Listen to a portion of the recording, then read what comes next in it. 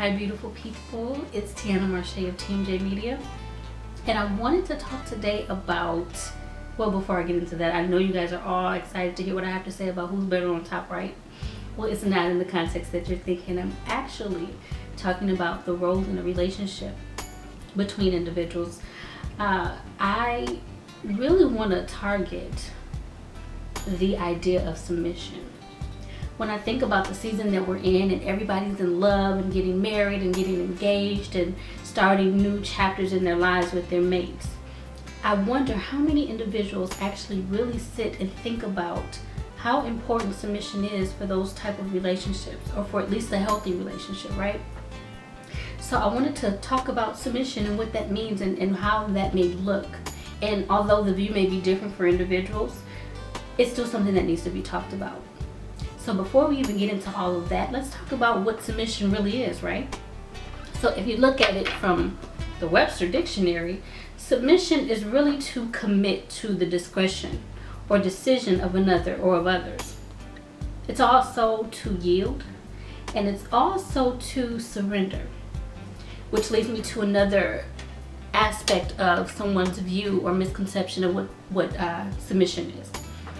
So if you think of it in terms of a military sense, you think of two opposing teams, you think of a power struggle, you think of war, you think of a defense, you think of having to surrender and give up your control or your power to something or to someone else, right? If you have started a relationship with that idea in the back of your mind of what submission is for your relationship, you're probably not on the best of tracks, but don't worry, we'll get you there. And then if you also took it to the biblical meaning of what submission is, you have where it says the wives are supposed to submit to their husbands. They're supposed to be at their every beck and call, and whatever the husband says goes. He's the man, he's the one that can make the decisions. What do we as women have to offer, right?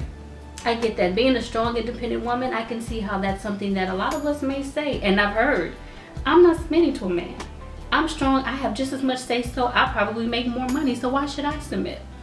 That's a good point, but let me help you right there. If your goal is to get married or to be in that ideal relationship with your ideal mate, I think we need to tweak a little bit of that thinking.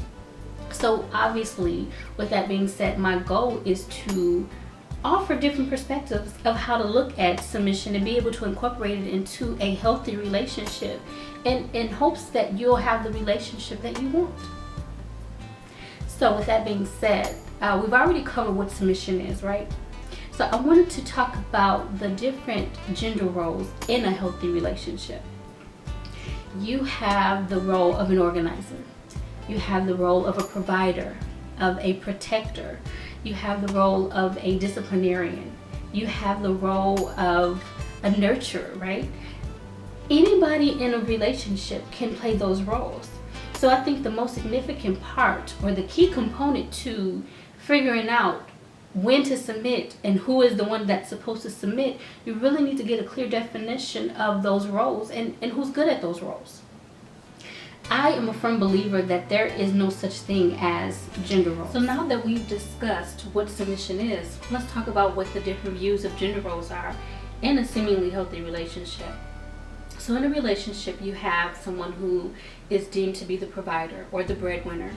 You have the individual who is the nurturer, who takes care of you when you're sick, or who is the planner or the organizer of everything, who knows where everything is and makes sure that everything is in its place.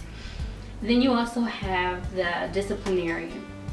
You also have just the one that kind of makes the final decisions or has the final say. Now, those things, I feel like either a man or a woman can do any of those things. We are individuals first before we join together with another individual. So I believe that as humans, part of our survival is to have all of those things intact. However, if we can all be honest with ourselves, there are other individuals who are better at certain things than we may be. So we can be good at it, but there might be someone that we're partnered up with who's better at it, right? So in terms of a healthy relationship, you want to make sure that there's a healthy balance, which leads me to my next point of why is submission needed? Well, it's needed to have a balance. It's needed to have a strong foundation. It's needed to have structure, to hold each other accountable, right? Now, one of the things about that, you have to make sure, if you're in a relationship for the right reasons and you want to make sure you're with the right person for the right reasons, I believe early on in your relationship or in your dating or courtship, there needs to be some type of conversation of, where do you see this going? What is your vision for the family? What is your vision for our lives together? And I like to think of that as a puzzle, that we all put together a puzzle at some point in our lives. However, when we open the box, it looks nothing like the cover of the box. It's not this beautiful picture that we see. What we need to do is put the pieces together. So once you and your mate have talked about what your vision collectively is for your relationship, that's when you two can start to maneuver the pieces in the puzzle. You guys can try and figure out which pieces fit the best where. And as I mentioned before, we all have the ability to perform either of those characteristics. But again, that other person may be a little bit better at it than you. So that's where it's time to kind of test the waters a bit and figure out, what am I good at? Or what am I great at?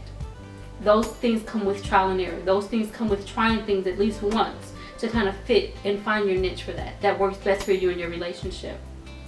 So I like to think of the tiny pieces being perfectly jigsawed, and they represent the characteristics needed to have a healthy relationship. So if you're trying to put organizer above provider, that may not necessarily work for a specific situation.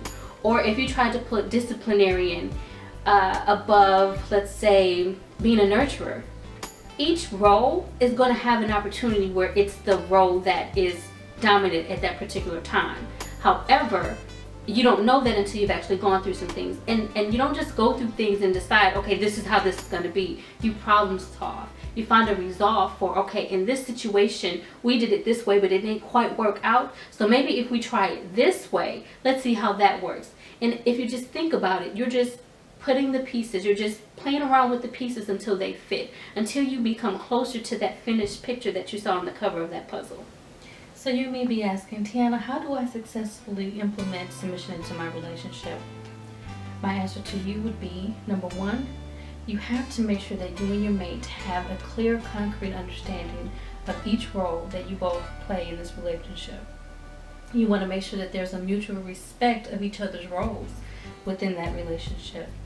And lastly, you want to make sure that you trust your partner's decision-making skills as well as the intent behind the decisions that he or she makes. Let's be honest, every ship needs a captain, right? But let me put a spin on it. Think of it this way, for instance. Another form of positive submission would be that of a child submitting to his parent. A child is expecting that parent to be a protector, a nurturer, a teacher, a provider, right? And because that child gets those things from that parent, that child has a better chance of becoming a successful and self-sufficient adult. So it is with the relationship between you and your mate. Taking it back to the concept or the analogy of the jigsaw puzzle, right? If you and your mate truly trust the leadership roles that you both have been assigned, and you guys keep the final picture of what you want your relationship to be like in the forefront of your minds, your chances are increased at actually having an opportunity to accomplish that relationship goal that you all set in place at the very start of your relationship. When you really think about it, moments of submission really are just moments of teaching. And whoever is acting under submission at that moment is in the best position to be taught. So to answer the original question that I posed, who really is better on top? That's for you and your mate to decide. Thank you guys so much for watching.